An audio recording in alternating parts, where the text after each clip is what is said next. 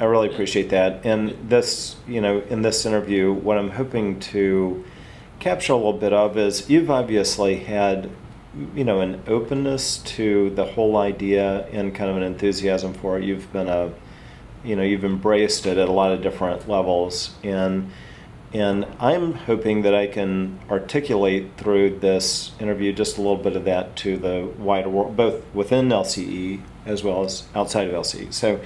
anyway, let's just kind of get used to doing some questions and answers. So where did you grow up?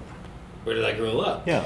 I was born in Atlanta, grew up in Central America. My Oh. parents were missionaries, Yeah. so moved down there when I was in first grade and grew up in Costa Rica, Nicaragua, El Salvador. Wow. And then returned to the U.S. For high school. Yeah. And Where did you go to high school? So I went to high school in a place called Toccoa, Georgia. Uh-huh. From a school called Toccoa Falls. Toccoa Falls. Private school up in the Yeah. northeast What Georgia mountains. what church was were your So- parents affiliated with? So the mission was a non-denominational, Protestant Mhm. Christian Right. mission focused on Spanish-speaking countries. So Mhm. it was basically Central South America and Spain. Yeah. And as far as our church affiliation, we were affiliated with a church called the Christian Missionary Alliance. I went to a Christian missionary. I got married in a Christian missionary Okay, alliance so church. not Yeah. many people Yeah. are that familiar. Yeah, it was it was one of the better churches I've Yeah. ever been part of. It was a Yeah. wonderful church, and I know of Toccoa Falls because I went to a Presbyterian college that I then did some work there, and we were in this consortium of Christian colleges, and I don't know much about Toccoa Falls, but I've heard of Toccoa Falls. The little college I went to is King College, which is a Presbyterian college in Tennessee, but probably similar. And We probably played them in something. basketball Yeah. and soccer and Yeah. that kind of stuff. I would Yeah, imagine. probably so. Right. And my parents were kind of missionaries. They were They were domestic rather than international. But Mhm. I don't know if you've ever heard any of my stories about growing up in West Virginia. But my dad was kind of a missionary to hillbillies. I mean, Oh, wow. truly, Yeah. really, truly.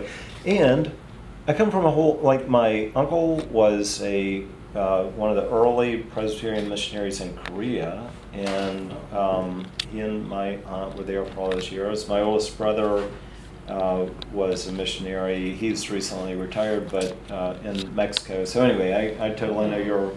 Yeah, you know that Yeah, world. yeah, Yeah, that's yeah. interesting. Yeah. Yeah, I'm really glad to know that. Mhm. All right, what was the worst job you ever had? Goodness, great. What would be the worst job? You know that TV show like Dirty Jobs Yeah, or something Dirty like that? If you Jobs. were applying to be a contestant, what Yeah. was the one that really? Right. Fortunately, I haven't had any really bad, nasty, Yeah. jobs. Yeah. Wash dishes. Yeah. In the Yeah. cafeteria. Yeah. With the washing Yeah. thing. When I was a teenager, I worked in fast food restaurants, so Yeah. I had to clean a lot of toilets. Yeah. And, that kind Yeah. of stuff back in those days. Yeah. And then I'm just, so Yeah. Okay. I don't really have Not too terrible. worst job Not too- story to too tell, terrible. really. Okay. All right. Fair I enough. can talk about worst bosses. I've had a few of those. Okay. But Maybe you don't want to document that. Yeah, I don't want to go on around. You gotta abide by. Yeah, right. Okay. How about a favorite teacher? Favorite teacher. Yeah. So there are two really. So I guess that means I don't know. They're That's both fine. favorites, right? Okay. So one was in high school. It was just a guy that took an interest in me, right? So here I was. I'd Yeah. been flown. My Yeah. family is still in Central America, Right, so right. I'd been flown to the U.S. Right. to go to this high school. Right. And this guy took an interest in me, and the subject area was one I excelled in, so there Yeah. was a good camaraderie there in Right. terms of he liked the fact that I was good at it, and I Right. liked the fact that it was that topic, it was Right. history and drama and, Right. and all that Right. kind of stuff. Right. And he was also the soccer coach, and I was pretty good at soccer since I'd grown Okay. up down there. So relative to my Right. Peers. peers, even though we were a smaller school, I wasn't was nobody great, Right. but compared to the rest of those guys out there, I was pretty good. So he was Knew glad what to a see me banana show kick up, was, right? Yeah. Right. Yeah. So that's in my academic, and then in my professional career, my first boss when I got into sales, Mhm. we had that enviable, or maybe it's not enviable, depends on how the person is, situation where I was his only direct report, and it was kind of like sales support for him. Yeah, right. And so he really took an interest and was very proactive about coaching me. And I mean, we used to do things where he would do these little tests, and we would do these role plays, and just a lot of different things where he took a personal interest in helping me be successful. Yeah. And it made a huge difference. Yeah. I mean, it really launched me. Yeah. As far as, right. I mean, to this day, I do things that you learned with my team that he did with me. That's very cool. Okay. We're about to get into the real part. If you want to get a drink of water or anything before we get going, and I'm just going to close that one. Make sure it's shut. All right. Cool. So, all that out of the way. Yeah. So now that you've kind of had a chance to loosen up, if you could just kind of give us a staging shot with, tell me your name, your title, the company you work for, and just a little bit about what you do. Okay. Go ahead. Okay. And talk to me Talk when to you're you? Look at you? Yeah. Okay. Always look at me. We've kind of got it set up so that cameras are good if you're talking to me. Okay. Yeah. So I'm Bill Wilder. I'm the executive director of the Life Cycle Institute. And the Institute is the learning, leadership, and change practice at a company called Life Cycle Engineering. And Life Cycle Engineering is an engineering consulting practice. And I've been in business 4 decades, and basically what I do is help the organization take our knowledge and experience and benchmarking data and turn it into effective learning interventions, whether it be live instructor classes, e-learning, coaching, those kinds of things. So we help organizations. So maybe a way to think about it is we're mostly engineers working with companies and Department of Defense on making their physical assets more reliable, cheaper to run, and so forth. Right. But of course, as we know, all those assets are dependent on people. And my job is to deal with that part. So I focus on the people assets, making them more reliable, dependable, cheaper, productive, etc. So while we have engineers that are figuring out the right work processes and how to make this widget better, faster, cheaper, safer, I'm working on how to help the people be better, faster, safer. Excellent. Give me that one more time, but this time just the, hi, I'm Bill Wilder. Okay. I'm this with Life Cycle Engineering. Just give me that part of it one more time. Okay. So I'm Bill Wilder. I'm the executive director of the Life Cycle Institute. The Life Cycle Institute is the learning, leadership, and change practice at Life Cycle Engineering. Perfect. Okay. All right. Tell me your career story, Bill. How did you get your start in business? And what were kind of some of the major milestones or movements through your journey from where you started to here? Okay. Well, I've been working a long time, so this could be a long story. I'll try to make it. I'll try to get to the milestones, right? So I started with a company called Southern Bell, which was pre-divestiture AT&T, and managed to get myself into their sales organization. At the time, it was a monopoly. It really wasn't sales; it was customer service because there were no options. The options were the 2 I put on the table. But shortly thereafter, in '83, I believe it was, there was an antitrust settlement about a monopoly and all that, and they broke it up and they created all the baby bells. And when that happened, I moved to the new non-regulated entity. It was called American Bell, and I was an account executive, or a national account manager actually, and worked with the large accounts, creating solutions and selling, computers and phones and all these things that we had not sold before. And then ultimately, the regional vice president asked me to come to his staff. And so I left the field and came to the vice president's staff. And while I was there, I had some good experiences working at a national level on creating our national account management program. And then I also had an opportunity to work with a collaboration we created with a company called EDS, which I think is still out there. Yeah. Some form, maybe Dell or somebody. But anyway, it was Ross Perot's company. Right. So even met Ross Perot, even have a signed copy of his book, right? So I was the liaison for the southeastern region to the team from EDS that was teamed up with us to create system solutions for clients. So we would go in and create, point of sale systems from, A to Z. That led to a district sales manager job in South Carolina, and in that role I did a lot of different products, and then ultimately headquarters and product management. So the end of my career at AT&T, the last 5 years was in creating new solutions for clients based on the evolving technologies, and it was all around call centers. And there were a lot of other things in between there. When I left AT&T, took an early retirement, went back to graduate school, got my master's in education, went on the storytelling circuit for a while, worked with the Department of Education, Library of Congress, doing oral histories and integrating the arts into the schools, particularly troubled schools. And then ultimately ended up doing some work in sales and marketing for the local community college, and their life cycle discovered me for a program similar to what I created here, and asked me to come to Charleston, and so that was in 2006. So I came and created the Life Cycle Institute in 2006. Wow, that's really cool. I'm really enjoying kind of getting all this backstory. There was a lot that I surprised. No, we never talked about it because we're just getting the business we're just done. always Right? getting the business done. Yeah. Let's talk about your experience as an innovator or entrepreneur. When did you first begin to think of yourself as an innovator?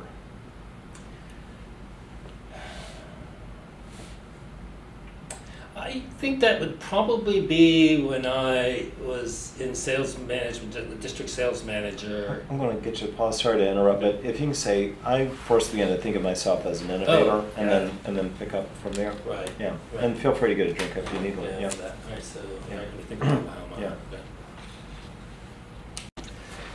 Yeah. Okay. So I first began to think of myself as an innovator when I was a sales manager. And it was because we had this constant, innovation going on in terms of the products we were offering and the companies and the processes and all that. So we began to do some things within my district that, for example, when video conferencing came out, we were one of the early adopters. We brought them in, we did demos, we did a lot of things like that. We did a lot of creative sales campaigns.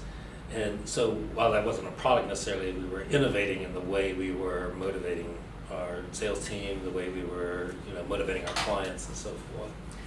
And then I guess ultimately when I went into the work that I was doing with the Department of Education and the Library of Congress on the oral histories and some of that, and then ultimately AT&T and their product management. So actually I went back and forth there, but probably started when I was in district sales manager, and then when I get into the product management area, that's what I was doing. I was basically creating products. I was basically teaming up different departments within AT&T, from the labs to the marketing to the accounting people to the sales team, and trying to roll new products out.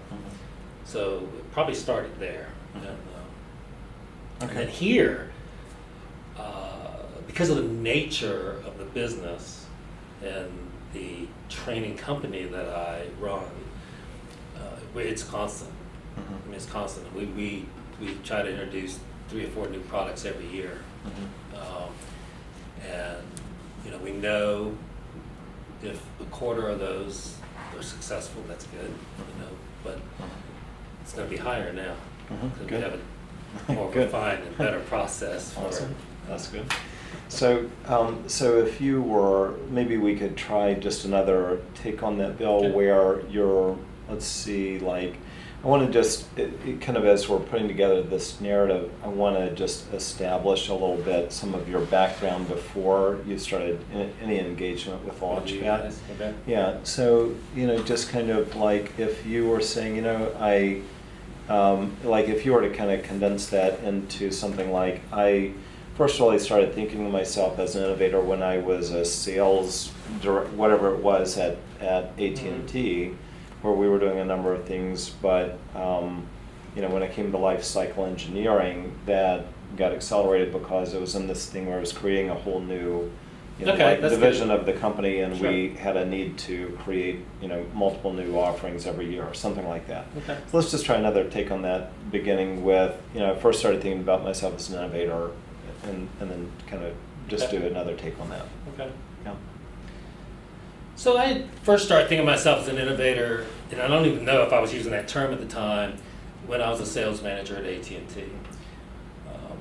And it was largely internally focused around our processes and in improving those processes and our sales campaigns and how we motivate people to do things. And but that led to eventually being here at Lifecycle, where it's a constant innovation environment. I mean, that's what we do. I mean, we're not in a commodity business. We're in a fast-changing business, and I run a training company, which means I'm telling classes to people, and it has to be based on whatever their need is at the time, and has to reflect the evolving technologies and learnings about best practices in terms of process. And so, I found myself in an environment where we were having to be successful and grow the business. We had to create more new, relevant products that people wanted to pay for. Excellent. Talk about, so if you could kind of complete this sentence, or if you said, as an innovator, here are some of the key challenges I've observed, and just kind of take it from there. As an innovator, here are some of the key problems I've encountered, some of the key challenges I've observed. Okay. So as an innovator, there's some of the problems or issues that I've run into over the years include, things like, do we really understand what the problem is? Organizations, ourselves included, tend to be focused internally, and we look at what we have and we think about it in terms of how important we think it is and how valuable we think it is and how cool we think it is, and then we spend tens or hundreds of thousands of dollars building something that we think, because we think it's cool, everybody else is going to want to buy, and then we go out only to discover that nobody else has got the same passion we do for this topic, right? Right. They have 6 other things on their list that really are a higher priority to them, Right. and while what we've got is cool, it's not a top priority to them because they're not in my business, and they're in the business of doing what they do. So that's one of them, and then the second is that it is challenging to, unless you're in a position where you have that authority to get to the resources you need in order to really vet an idea, it's challenging to get it done, right? So how many times do you hear people say, I thought about that, I said something about that 2 years ago.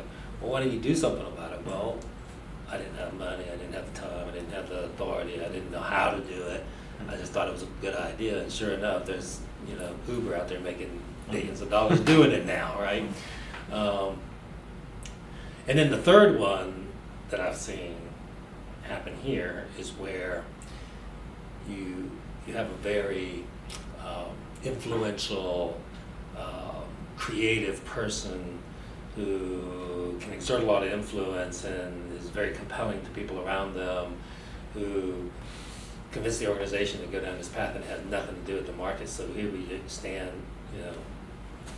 $200,000 later and 2 years later, and it's not really anything anybody wants. It was just this person's vision. So those are some of the challenges have been the challenge of the organization to be able to assess what kind of innovations are really consistent with where the business is trying to go and really would leverage what we have, and then what is a process for really vetting those and quickly qualifying them instead of spending 2 years and $200,000 to find out it wasn't going to work. Why didn't we spend 2 months and $2,000 and find out this wasn't going to work and go to the next one on the list, right? So those are some of the challenges I've witnessed. Cool. Those are really good. That's really good stories, Bill. I appreciate that. So talk a little bit now about and talk about. First of all, I don't want to presume, but to the degree that this has been your experience, talk about how Launchpad has helped address those problems just from your personal experience. And if you could just kind of begin this by saying the way that Launchpad has kind of helped me deal with some of those, innovation challenges is, and kind of take it from there. Okay. Yeah. All right. Now, if I can just remember what the challenges were that I said. I'll tell you. So the challenges kind of up my game as an innovator or something like that. Right. So Launchpad has really, I guess, transformed or really helped us deal with some of those issues.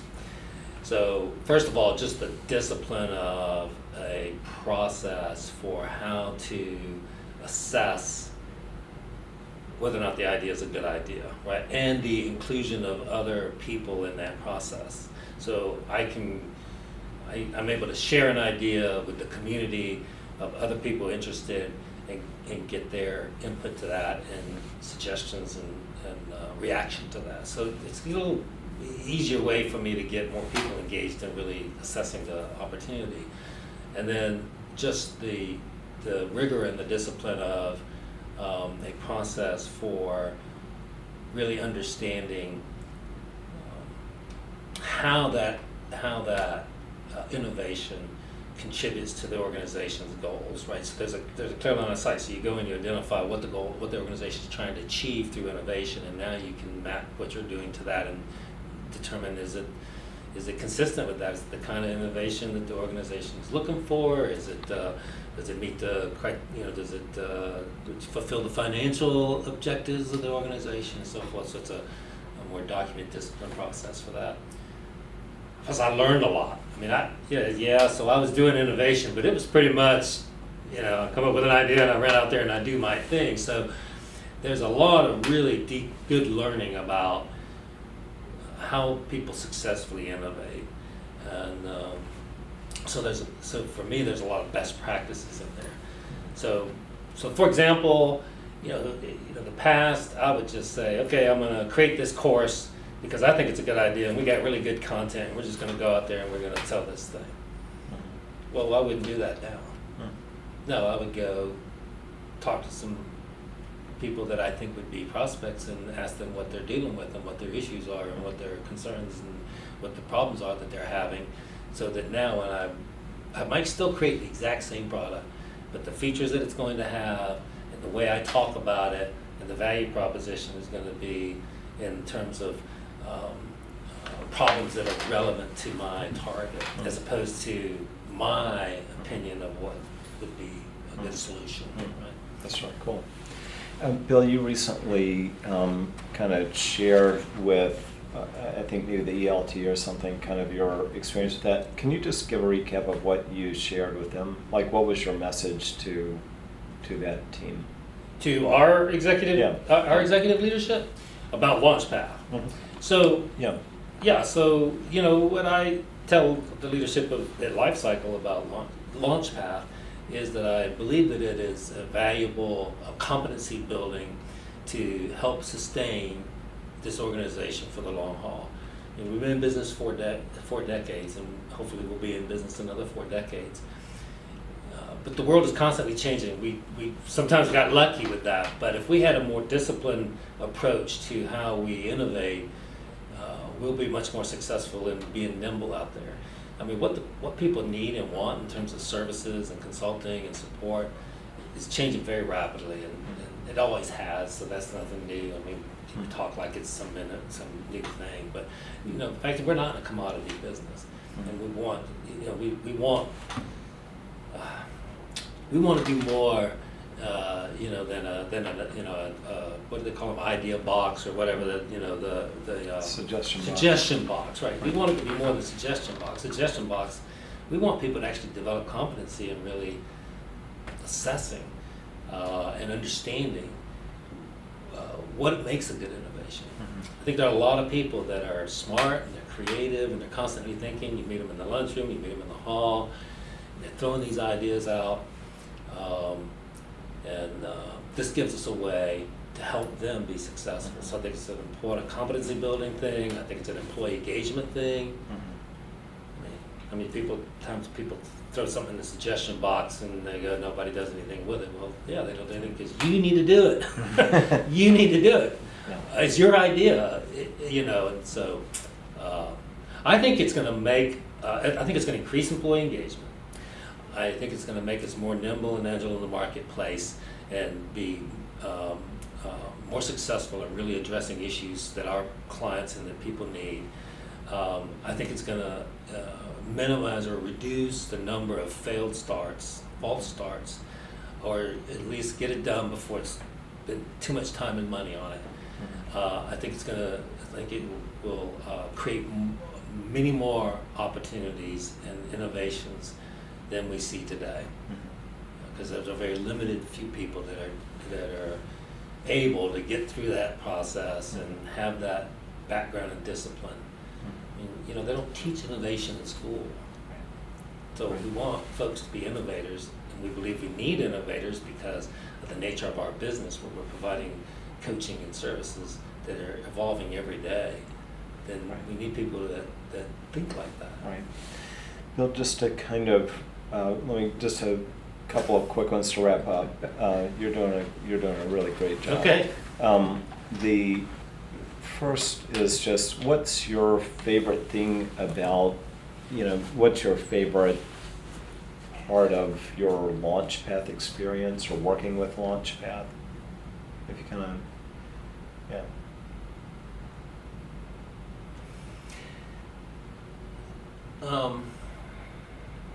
My favorite part.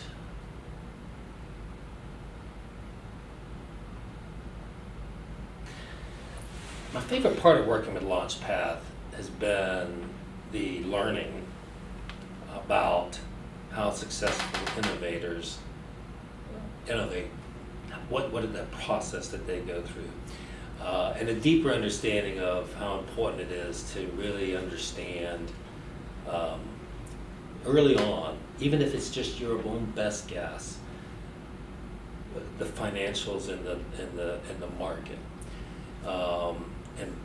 and that discipline to think like that, which is really hard, and it's still hard, and it's even hard with Launchpad. It's hard to just pick it out of your head, what's gonna.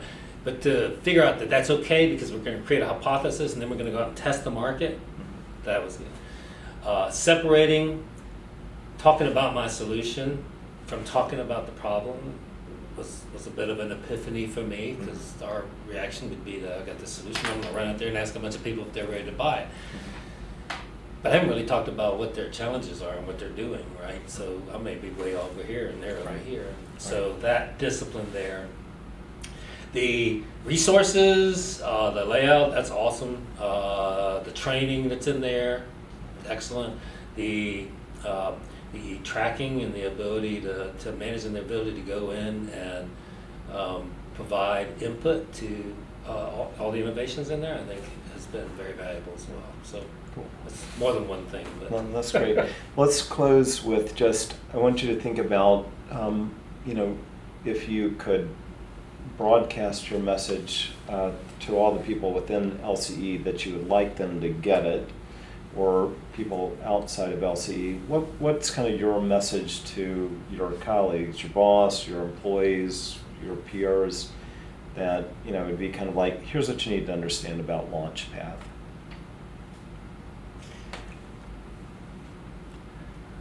What I would want people to, I guess the one thing I would want people to think about when they think about Launchpad is that this is professional competency development. Your ability to take an idea and turn it into something real is a very valuable capability. So even if it's not to create a new innovation for LCE, do it for yourself, because you will learn things that are going to prove valuable to you throughout your life, at home, at work, at church, at the country club. The way someone proposes an idea, how to really understand, does that idea make sense in terms of the organizational objectives? You will learn things that will be valuable to you in all those arenas of life. And if nothing else, do it for yourself. Do it for yourself. That's a really strong close right there. That's, I think,